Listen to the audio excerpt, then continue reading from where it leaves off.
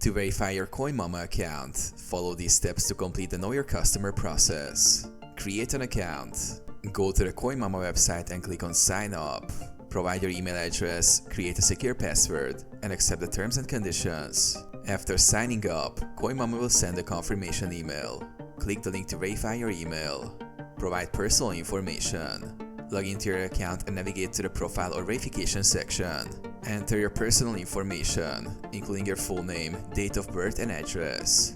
Upload identity documents. Coinmama requires you to upload a government-issued ID. Take a clear photo of your ID and upload it through the verification page.